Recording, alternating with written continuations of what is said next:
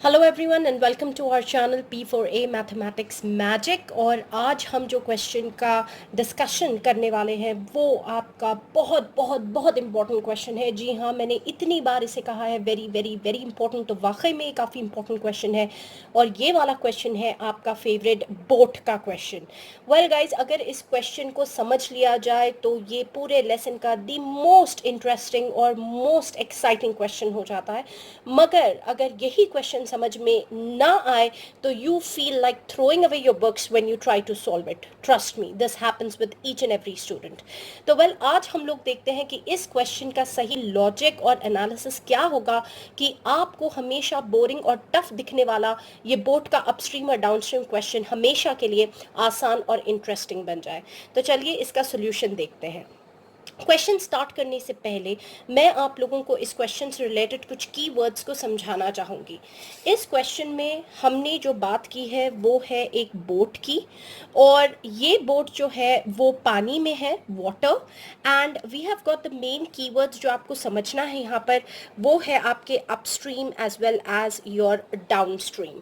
तो वेल, पहले मैं आपको ये समझा देती हूँ कि ये अपस्ट्रीम क्या होता है, ये डाउनस्ट्रीम क्या होता है, भाई ये स्ट्रीम क्या है, ये सब हो क्या रहा है यहाँ पर। तो मैं आपको ये बताती हूँ यहाँ पर कि पानी की खुद की एक स्पीड होती है गाइस। जो भी बहता हुआ पानी होता है, I am not talking here about the still water, I am talking about पानी की खुद की एक स्पीड होती है। इसलिए आप लोगों ने देखा होगा कि जो भी कोस्टल एरियाज वगैरह होते हैं वहाँ पर बोट्स को जो है टाई करके रखा जाता है, और जो भी आपके हार्बर एरियाज होते हैं वहाँ पर एंकर्स का भी इस्तेमाल किया जाता है। इसलिए क्योंकि पानी के बहाव से बेशक इन बोट्स को अगर कोई नहीं भी चला रहा होगा तो they tend to move away. तो बिना किसी ड्राइवर के, बिना किसी चालक के ये बोट्स जो है ये पानी में बहते हुए बहुत दूर निकल जाती हैं। तो इससे हमें पता चलता है कि जो पानी है उसकी खुद की एक स्पीड होती है, पानी की एक स्ट्रीम होती है। तो अब यहाँ पे हमारे पास है एक बोट गाइस, और हमने इस बोट को पानी में छोड़ दिया है। तो पानी की खुद की भी एक स्पीड होगी और बोट की भी खुद एक स्पीड होगी जब बोट को कोई ड्राइव कर रहा है, कोई चला रहा है। तो गाइस, उसी में हमारे पास यहाँ पर दो कॉन्सेप्ट्स हैं, upstream as well as your downstream. तो यहाँ पर ये बताया जा रहा है कि जब आपकी बोट, जो पानी की लहर है, जो पानी की स्ट्रीम है, उसे क्रॉस करते हुए नीचे की तरफ आती है, मैंने एरोहेड आपको बताया हुआ है, नीचे की तरफ आती है, तो वो कहलाई जाएगी डाउन स्ट्रीम। और डाउन स्ट्रीम में स्पीड जो है वो हमेशा ज़्यादा हो जाती है। सिंपल सा लॉजिक है, अगर आप पानी की हद तक भी नहीं जाते हैं, अगर आप रोड ले लो तो रोड पर भी जब आपकी गाड़ी जो है वो ढलान पर होती है, डाउन वे होती है, तो आपकी गाड़ी की जो स्पीड होती है वो खुद ब खुद ज़्यादा हो जाती है, गाड़ी तेज़ भागने लग जाती है। और अगर आप वही स्पीड से आप चढ़ाव चढ़ते हो, ऊपर रोड पर ऊपर जाने की कोशिश करते हो, तो वही स्पीड जो है आपको कम सी लगने लग जाती है। तो यहाँ पर भी वही कॉन्सेप्ट है, डाउनस्ट्रीम इज नथिंग बट जब आप नीचे की तरफ आते हो तो स्पीड जो है वो ऑटोमेटिकली इंक्रीज हो जाती है। और यहाँ पर उसी का ऑपोजिट एरो है ऊपर की तरफ, अपस्ट्रीम। जब आप ऊपर की तरफ जाते हो, जब आप चढ़ाव की तरफ जाते हो, तो आपके पास आ जाएगी अपस्ट्रीम, और ऐसे में जो स्पीड होगी वो लेस हो जाएगी। तो वेल गाइज, यही दो कॉन्सेप्ट्स पे हमें ये पूरे प्रॉब्लम को सॉल्व करना है। तो यहाँ पर क्वेश्चन को अब हम समझ लेते हैं। यहाँ पर दिया हुआ है कि अ बोट गोज 30 किलोमीटर अपस्ट्रीम। हमारे पास एक नाव है, हमारे पास एक बोट है जो कि अपस्ट्रीम जो डिस्टेंस ट्रैवल कर रही है वो 30 किलोमीटर है, चढ़ाव जो है वो 30 किलोमीटर ट्रैवल कर रही है। और फिर वही बोट डाउन स्ट्रीम यानी कि नीचे की तरफ उतर के आ रही है, और वो डिस्टेंस 44 किलोमीटर का डिस्टेंस है।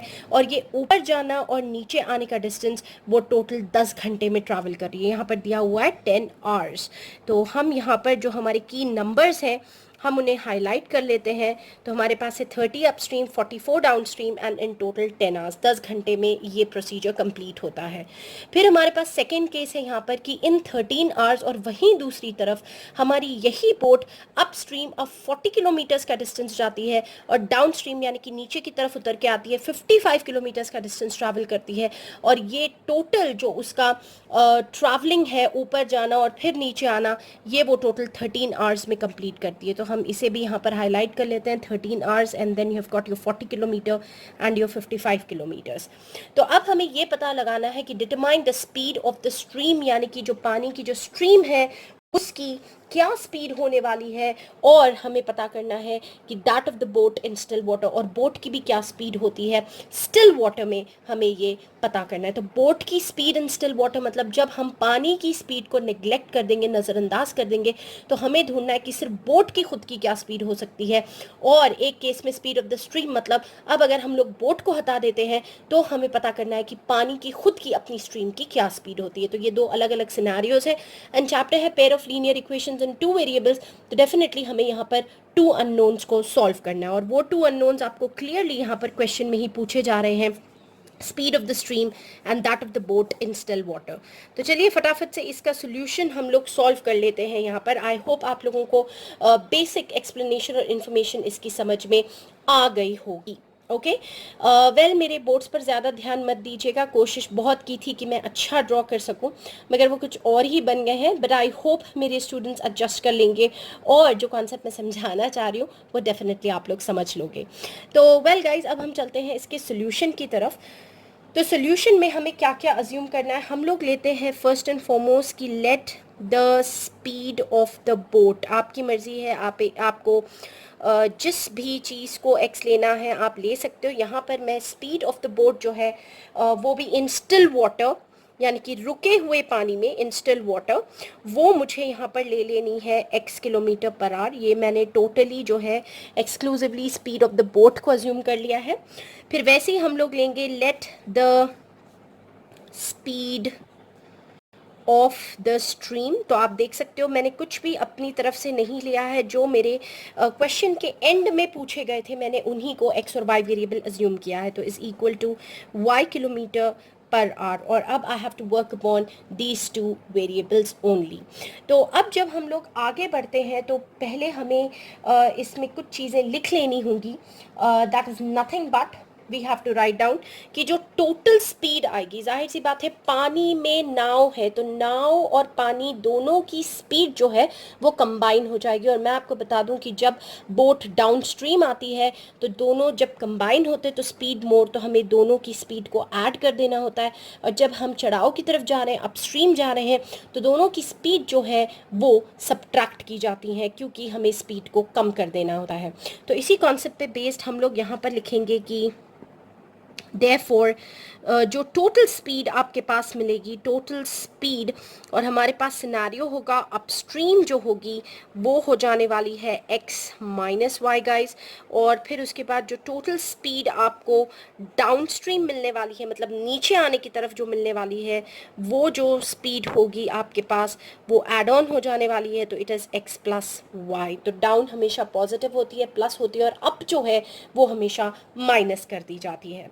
तो अब हम लोग फटाफट से चलते हैं हमारे टू कॉलम्स की तरफ। तो मैं यहाँ पर प्रेफरेबली दो कॉलम्स बना लेती हूँ। एक कॉलम होता है मेरा अपस्ट्रीम के लिए और मैं दूसरा कॉलम यहाँ पर ड्रॉ कर लेती हूँ डाउनस्ट्रीम के लिए, क्योंकि जब मैं इस प्रॉब्लम को सेग्रीगेट करके सॉल्व करूँगी तो मेरे लिए ईजिली ये प्रॉब्लम सॉल्व हो जाएगा। अब गाइज मैं आप लोगों को पहले ये क्वेश्चन में एक चीज़ बता दूं कि यहाँ पर जो है कौन सा डाटा है जो कंबाइंड है, तो कौन सी इंफॉर्मेशन कंबाइंड है। देखिए अपस्ट्रीम का डिस्टेंस अलग है, डाउनस्ट्रीम का डिस्टेंस अलग है, मगर ये टोटल अपस्ट्रीम डाउनस्ट्रीम 10 आवर्स में कवर हो रहा है। और वैसे ही 13 आवर्स में 40 अपस्ट्रीम है और 55 डाउनस्ट्रीम है। तो हम ये कह सकते हैं कि अपस्ट्रीम डाउनस्ट्रीम के केस में जो कॉमन चीज़ आ रही है वो टाइम है। सेकेंड केस में भी अपस्ट्रीम डाउनस्ट्रीम में जो कॉमन टोटल आया है वो टाइम है। तो हम लोग को यहाँ पर जो लॉजिक यूज़ करना है वो हम लोग यूज़ करने वाले हैं। यहाँ पर मैं हाईलाइटेड लिखती हूँ, is nothing but time is equals to distance by speed. Yes, we are going to use this particular concept over here कि time is nothing but your distance by speed। इसी फॉर्मूले को इस्तेमाल करते हुए हम लोग अपनी इक्वेशंस को बना लेंगे। तो आप देखिए अपस्ट्रीम जब केस होता है तो हमें यूज़ करना है यहाँ पर formula t is equal to distance divided by speed. यहाँ पर भी हमें यूज़ करना है t is equal to distance divided by speed. तो अब यहाँ पर हमारे पास जाहिर सी बात है दो सिनारियोज हैं, 30 किलोमीटर अपस्ट्रीम है और फिर उसके बाद 44 किलोमीटर डाउनस्ट्रीम उसने दिया हुआ है। तो पहले हम लोग यहाँ पर ले लेते हैं कि जो डिस्टेंस है अपस्ट्रीम का वो क्वेश्चन में यहाँ पर क्लियरली दिया हुआ है 30 किलोमीटर्स। तो just simply write down distance is equal to 30 kilometres. और जो स्पीड होने वाली है अपस्ट्रीम की वो भी आप क्लियरली देख सकते हो, हमने लिख ली है x माइनस वाई गाइज। तो देयरफॉर इससे हमें जो टाइम मिलने वाला है, time is equal to nothing but, ये भी आपके प्रॉब्लम में क्लियरली मेंशन्ड है 10 आवर्स। तो यहाँ पर आपको थोड़ा सा केयरफुल रहना है। यहाँ पर जो है हम लोग को टोटल टाइम डालना है। तो वी अगर just going to take it as t1, तो t1 is equal to, you can put it as d1 and your speed s1। तो d1 बाई s1 मैंने यहाँ पर सेग्रीगेट कर दिया है, तो हमें मिलने वाला है 30 बाई x माइनस वाई। मतलब मैंने यहाँ पर टाइम टेकन टू गो सिर्फ अपस्ट्रीम, ऊपर चढ़ाव चढ़ने के लिए कितना वक्त लगेगा उतना फाइंड आउट किया है। फिर हम इस कॉलम पे आ जाते हैं और यहाँ पर आप लेते हो डिस्टेंस, जो सेकेंड डिस्टेंस है मैंने हेडिंग यहाँ पर डाल दी है डाउन स्ट्रीम, और आप देख सकते हो 44 किलोमीटर डाउन स्ट्रीम वो ट्रैवल कर रहा है। तो जो सेकेंड डिस्टेंस है वो 44 किलोमीटर्स है। और जो आपकी स्पीड s2 है, क्योंकि यहाँ पर बात डाउन स्ट्रीम की हो रही है तो मैं इसे ले लेती हूँ x प्लस वाई। और मेरा जो सेकेंड टाइम आने वाला है वो है d2 divided by your s2 which is nothing but 44 divided by x plus y. तो आप देख सकते हो 30 बाई एक्स माइनस वाई आ चुका है, 44 बाई एक्स प्लस वाई आ चुका है, और ये टाइम t1 है और ये टाइम t2 है। मगर उसने यहाँ पर हमें दिया हुआ है कि जो टोटल टाइम है फ्रेंड्स वो है 10 आवर्स। उसने क्लियरली क्वेश्चन में दिया हुआ था कि अपस्ट्रीम प्लस डाउनस्ट्रीम आने जाने में उसने जो टोटल टाइम लिया है वो है आपका 10 आवर्स। तो इससे क्या मैं क्लियरली लिख सकती हूँ कि time t1 plus time t2 ऊपर जाने, क्योंकि ये अप वाला है और ये डाउन वाला है, तो ये जो टोटल टाइम वो लगा रहा है is nothing but equal to 10 hours. तो इससे मैं लिख सकती हूँ कि यहाँ पर जो फर्स्ट आपका t1 है, यहाँ पर आप देख सकते हो 30 बाई एक्स माइनस वाई, तो मैं लिख देती हूँ यहाँ पर 30 by x minus y plus मेरा जो सेकेंड टाइम हमने यहाँ पर फाइंड आउट किया है वो है 44 divided by your x plus y, और ये टोटल टाइम आपको देने वाला है 10। तो बेसिकली हमें क्या करना है, हमें ले लेना है इसे एज इक्वेशन नंबर 1। अगर आप चाहो तो इसे लिख सकते हो as of now equation number 1, और इसी तरीके से हम लोग हमारे सेकंड क्लॉज को भी अब सॉल्व कर लेते हैं। तो सेकंड क्लॉज के लिए भी देखिए, if you are good enough, अगर कॉन्सेप्ट समझ में आ जाता है तो आप डायरेक्ट कर सकते हो, वरना आप लोग फिर से कॉलम्स बना सकते हो केस 2 के लिए, क्योंकि आपको सेकेंड इक्वेशन चाहिए। तो I just mention over here case 2, तो मैंने अब केस 2 डाल दिया है यहाँ पर स्क्रीन पर।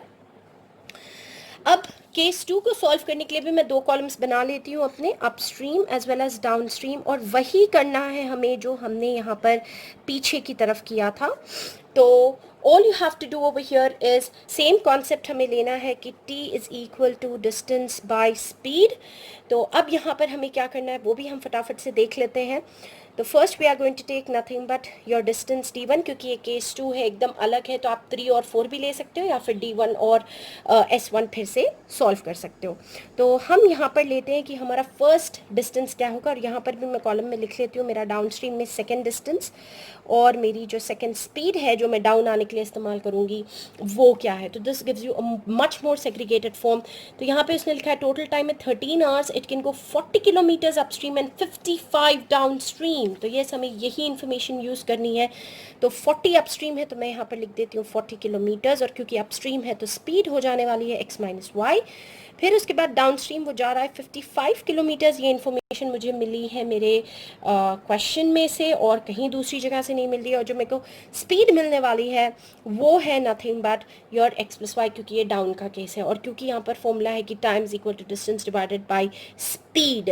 तो हमारे पास यहाँ पर जो फर्स्ट टाइम आने वाला है वो है d1 by s1 which is nothing but 40 by x minus y, और यहाँ पर t2 जो आने वाला है वो है 55 divided by x plus Y.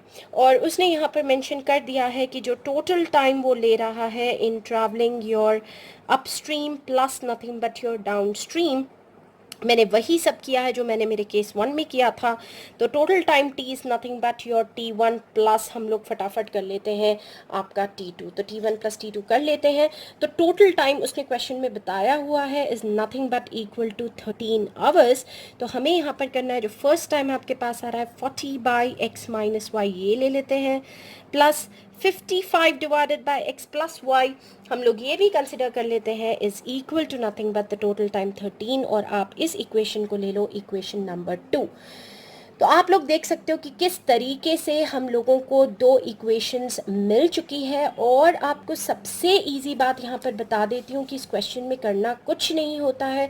All you have to do is पहले 30 लिखना होता है, अपस्ट्रीम है तो इसके नीचे x माइनस वाई लगा दो, डाउनस्ट्रीम 44 है तो 44 के नीचे x प्लस वाई लगा दो, दोनों की इक्वेशंस को प्लस लिख के, दोनों के टर्म्स को प्लस लिख के इक्वल टू 10 लिख दो। फिर सेकेंड केस में जब जाओगे तो 40 लिखो, अपस्ट्रीम है इसके नीचे फिर से x माइनस वाई लगा दो, प्लस डाउनस्ट्रीम 55 तो 55 लिख के इसके नीचे x प्लस वाई लगा दो, और फिर इन दोनों का टोटल भी इक्वल टू 13 कर दो। तो ये तो हमने पूरा आप लोगों को इन डिटेल सेग्रीगेटेड फॉर्म समझाया है, आप लोग डायरेक्टली ऐसे भी इसे सॉल्व कर सकते हो। तो अब हमें करना क्या है, अब विदाउट वेस्टिंग टाइम हमें फटाफट से इक्वेशंस 1 और 2 को सॉल्व कर लेना है। तो यहाँ पे मैं आपको बता दूं कि we are getting the two equations as 30 upon x minus y plus 44 upon x plus y which is equal to your 10 मिल चुका है। और जो सेकेंड इक्वेशन हमारे पास है वो है 40 upon x minus y plus 55 upon x plus y is equal to 13। ये दो इक्वेशंस आपकी स्क्रीन पर आ चुकी हैं। अब मैंने आपको प्रीवियस वीडियोस में सिखाया है कि आपको इन्हें कैसे रिड्यूस करना है पेयर ऑफ लीनियर इक्वेशंस में, और सॉल्व कर सकते हैं आप वो वीडियोस को रेफर कर सकते हैं। तो अब यहाँ पे all you have to do is you have to take let 1 by x minus y is equals to आप a ले लीजिए, और 1 बाई एक्स प्लस वाई को आप b ले लीजिए। मैं फिर बोल रही हूँ, इनके डिटेल सोल्यूशन पर मैंने अलग से वीडियोस बनाई हैं, और उन लोगों का जो टाइटल है वो है how to reduce given equations to pair of linear equations, और आप इनको सीख सकते हैं। तो अब हमें मिल जाने वाला है 30, और ये 1 बाई एक्स माइनस वाई था, so this is gonna be 30a plus यहाँ पर मिल जाएगा आपको 44b which is equals to 10, और यहाँ वाली इक्वेशन बन जाएगी 40a plus 55b is equal to 13। तो थोड़ा केयरफुल रहना है, आप ले सकते हो इस इक्वेशन नंबर 3 और इक्वेशन नंबर 4, और फिर हमें इन्हें सॉल्व करना है। तो सॉल्विंग 3 एंड 4 हमें कर लेना है, एंड थोड़े ह्यूज नंबर्स हैं तो you have to be very careful when you are solving these equations, क्योंकि थोड़े बड़े बड़े नंबर्स आ रहे हैं यहाँ पर। तो अब हम फटाफट से इन दोनों इक्वेशंस को सॉल्व कर लेते हैं। वेल जो फर्स्ट इक्वेशन है आप उसे चाहो तो 2 से भी डिवाइड कर सकते हो फ्रेंड्स, एंड 2 से डिवाइड करके आप उसको छोटा भी कर सकते हो, या फिर आप डायरेक्टली इन दोनों इक्वेशंस को लेके सॉल्व कर सकते हो। It's your will and wish. तो अब हमें करना क्या है, अब all you have to do is if you reduce this dividing by 2 तो you get 2 15s are 30 and then 2 22s are b and then 2 5s are 10। तो आप देख सकते हो छोटी हो चुकी है। सेकेंड इक्वेशन में हम लोग कुछ भी नहीं कर सकते हैं क्योंकि यहाँ पर 13 आ चुका है, तो मैंने इस इक्वेशन को सिर्फ 2 से डिवाइड कर दिया है, सिर्फ ऊपर वाली इक्वेशन को। और अब हम लोग एलिमिनेट करते हैं इसके कोएफिशिएंट्स। तो यहाँ पर 40 है, मैं इसे 40 यहाँ ले लेती हूँ और यहाँ पर 15 ले लेती हूँ। B very careful, numbers are very huge over here। तो let's see what you get। 40 into 15 is going to give you 15 4 6600a plus यहाँ पर आपको मिल जाएगा 880b which is equals to 5 20 and 200। और फिर नीचे वाली इक्वेशन भी अगर आप देखते हो तो आपको सेम 600a ही मिलने वाला है। Again I am asking you people कि बहुत बहुत केयरफुल रहिए जब आप इसको सॉल्व कर रहे हैं, क्योंकि यहाँ पर आपके पास काफ़ी ह्यूज नंबर्स आ रहे हैं। तो बी वेरी वेरी केयरफुल, कहीं कुछ गड़बड़ ना हो जाए being students. Okay, and so what do you get, we get 195 over here. और अब हमने सब कुछ लाइव जा रहा है, सब कुछ हम लोग करके बता रहे हैं आपको। सेकेंड वाली इक्वेशंस के आपको साइंस को चेंज कर देना है, तो ये कैंसिल हो चुका है। 10 - 5 is gonna give you 5 and then you gonna get 55 b over here, and यहाँ पर आपको सिर्फ 5 मिल रहा है। तो मैं आपको बता दूँ b की वैल्यू है 5/55 विच इज़ नथिंग बट एक स्वीट आंसर विच इज़ 1/11। तो b 1/11 आ चुका है। आप दोनों में से किसी भी इक्वेशन में आप b को सब्सटीट्यूट कर सकते हो। तो put b is equal to 1/11 in, आपकी मर्जी है 3 में लिखना है 3 में लिखो, और 3 हमारी छोटी हो चुकी है तो हम लोग 3 में डाल देते हैं। मेरी ये है 3 पेरेंट इक्वेशन। तो 15a plus 22b is equals to 5 में लिख देते हैं फ्रेंड्स। तो 15a प्लस 22 इंटू बी की जगह पर 1/11 इज इक्वल्स टू 5, 11 1 ज़ा 11 2 ज़ा. So we are going to get 15a plus 2 is equals to 5, and then we are going to get 15a is equals to 2 इधर जाएगा तो 5 minus 2 हो जाएगा which is 3, and then a is equal to 3 upon 15 which is nothing but on cancellation 1 upon 5. तो well हमें आप देख सकते हो a की भी वैल्यू मिल चुकी है और हमें मिल चुकी है b की भी वैल्यू. दोनों वैल्यूज़ जो है वो अब हमारे हाथ में है. So next what we have to do. तो अब फटाफट से आप देखिए नेक्स्ट हम लोग क्या करने वाले हैं. So well I will just be writing over here that a हमें मिल चुका है. a is nothing but how much? a we have got is 1/5 and b is nothing but 1/11. तो अब हम लोग चलते हैं हमारे पेरेंट सब्सटीट्यूशन पर कि 1/x minus y हमने a लिया है और 1/x plus y को हमने b लिया है फ्रेंड्स. तो all you have to do is 1/x minus y is equals to a की जगह पर लगा दो आप ये वैल्यू जो आपको मिली है 1/5 और b की जगह पर ये वैल्यू लगा दो जो आपको मिली है 1/11. फिर हमें क्या करना है, फ्लिप कर देना है, इन लोगों को पलटा देना है. तो ये 5 न्यूमरेटर में चला जाता है और यहाँ पर उसी तरीके से 11 जो डिनोमिनेटर में ये भी न्यूमरेटर में चला जाएगा. और फिर अब हमें इन दोनों को सॉल्व कर लेना है. तो जैसे ही आप इन दोनों इक्वेशंस को सॉल्व करते हो तो आपको मिलता है x minus y equals to 5 and x plus y equals to 11. Minus y plus y opposite signs के इनको कट कर देते हैं. 1x 2x दे देगा, 5 प्लस 11 16 दे देगा. तो x is equals to 16/2 which is nothing but your 8. और अब करना क्या है, put x is equal to 8 in किसी भी इक्वेशन में आप डाल सकते हो. x minus y equals to 5 में मैं सब्सटीट्यूट कर रही हूँ. तो x minus y is equals to 5, 8 minus y is equals to 5. This implies 8 minus 5 is equals to plus Y. मैंने 5 को इधर भेज दिया है और प्लस वाई बनाने के लिए y को उधर भेज दिया है. तो 3. सो देयरफॉर गाइज हमने जो अजम्पशन ली थी वो थी कि स्पीड ऑफ द बोट क्या है. तो therefore speed of the boat जो हमें निकल कर आई है and that too in still water, रुके हुए पानी में जो हमें स्पीड ऑफ द बोट निकल कर आई है वो है आपकी 8 किलोमीटर्स पर आवर. और इनके मार्क्स होते हैं जो भी आप कंक्लूजन में लिखते हो बहुत इंपॉर्टेंट होता है. And speed of the stream जो है, जो पानी की खुद की जो स्पीड है वो आपको निकल कर आई है 3 किलोमीटर पर आवर. तो इसके साथ हम लोग अपने सोल्यूशन के एंड पर आते हैं. तो काफ़ी लेंदी प्रॉब्लम है ये, मगर अगर समझ जाओगे कॉन्सेप्ट तो बहुत ही आसान हो जाएगी. तो होप आप लोगों को आज की ये प्रॉब्लम क्लियरली समझ में आ गई है. आप सभी से रिक्वेस्ट है कि इस प्रॉब्लम को बार बार प्रैक्टिस करिए ताकि आप इस प्रॉब्लम में परफेक्ट हो जाए, क्योंकि डेफिनेटली आपके ज़्यादा मार्क्स के वेटेज के सेक्शन में ये प्रॉब्लम ऐसे क्वेश्चंस में हमेशा पूछा जाता है. तो प्लीज़ डू प्रैक्टिस इट. और अगर कोई भी प्रॉब्लम आती है तो प्लीज़ हमें कमेंट सेक्शन में भेजिए, हम लोग आपके डाउट्स क्लैरिफाई करने की पूरी कोशिश करेंगे. तो चलते हैं आप लोगों के रिफ़्रेशमेंट की तरफ. आप लोगों ने इतनी देर तक वीडियो को देखा है, समझने की कोशिश की है, तो एक छोटा सा जोक तो बनता ही आप लोगों के लिए. तो चलिए. और हाँ, मैं भूल रही थी, अगर वीडियो पसंद आती है फ्रेंड, समझ में आती है तो लाइक शेयर सब्सक्राइब करना ना भूलिएगा. सब्सक्रिप्शन फ्री ऑफ कॉस्ट है और कोई ज़बरदस्ती नहीं है. अगर हमारा काम अप्रिशिएटिंग है तो ही हमारे चैनल को सब्सक्राइब करिए. Thanks for watching. Let's go for your refresh.